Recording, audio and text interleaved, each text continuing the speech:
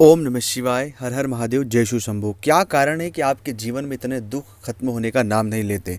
एक दुख जाता है, दूसरा दुख आ जाता है। जीवन में जब से हम जन्म लिए हैं तब से दुखों ने हमारा पीछा नहीं छोड़ा है।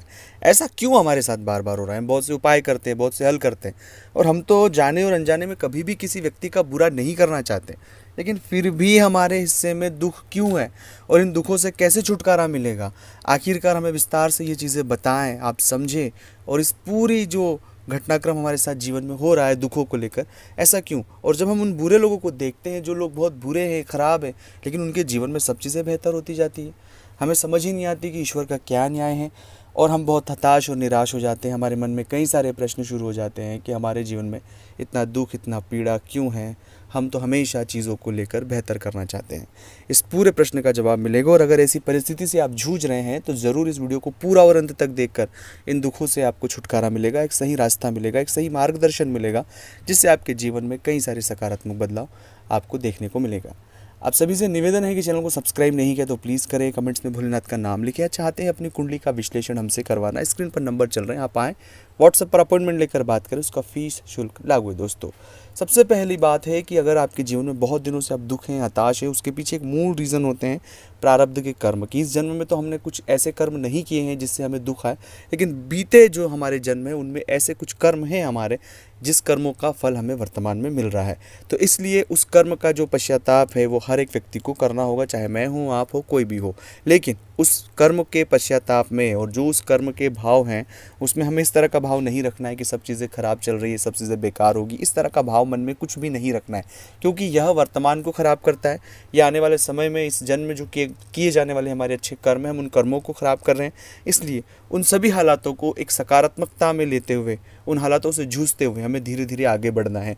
हमारे मन में कोई भी नकारात्मकता नहीं रखना है, हमें नेगेटिव नहीं होना है, तनाव में नहीं जाना है। हमें उन हालातों को फेस करना है। जब तक हम फेस नहीं करेंगे तब तक चीज़ें कुछ भी ठीक नहीं होगी। और ईश्वर का जो स्मरण है वो सबसे बड़ी सत्ता है, वो सबसे बड़ा दयालु और क्षमा करने वाला है। इसलिए जितना हो सके उतना अपने इन हालातों में नमः शिवाय का जाप करें, ओम नमः शिवाय का जाप करें। अब अपने इन हालातों में भी देखें कि इन हालातों में भी ईश्वर ने हमें सपोर्ट किया। हम जिन हालातों में अभी वर्तमान हैं, जो चीज़ें बेहतर हो रही है, वो भगवान की कृपा से हमारे जीवन में हो रही है। इसलिए जितना ज़्यादा हो सके शिव मंत्र का जाप करें, नमः शिवाय का जाप करें, अपने इष्ट मंत्र का जाप करें। अब जितना जाप करेंगे उतने आपके हालातों में एक सकारात्मक बदलाव देखने को मिलेगा।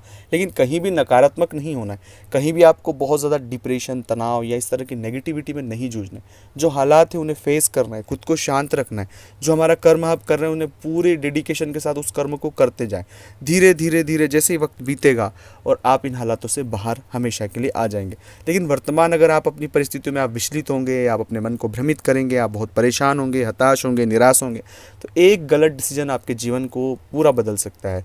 तो इसलिए मेरा निवेदन है कि ऐसे हालातों में नमः शिवाय का जाप करें, खुद को धैर्य रखें, अपने हालातों को बहुत डीप ऑब्जर्वेशन करें कि कहाँ सही है, क्या गलत है। जितना हो सके कम बोले, कम बोलने की कोशिश करें, चीज़ों को समझने की कोशिश करें। अपने बुरे हालात हर एक व्यक्ति के सामने व्यक्त नहीं करें। जो भी चीज़ों के लिए एक जो नया रास्ता है उस रास्ते की तरफ आप जाएँ। इस तरह की जब कोशिश आप सकारात्मक करेंगे, ईश्वर आपका साथ देगा, और धीरे धीरे धीरे जो भी दुख आपके जीवन में चल रहा है आप उससे बहुत कम समय में बाहर निकल आएंगे। अपने अंदर, अपने आसपास, अपने घर के आसपास जो भी शिवालय हो, 2 वक्त शिवालय ज़रूर जाएं। ओम नमः शिवाय का जाप जितना हो सके उतना जाप करें। आपके जीवन में बहुत कम समय में वो बदलाव देखने को मिलेगा जिसके बारे में आपने कभी सोचा नहीं होगा। तो अगर ये वीडियो अच्छा लगा तो लाइक करना, शेयर करना, कमेंट्स करना। मिलते हैं अगले वीडियो में। ओम नमः शिवाय।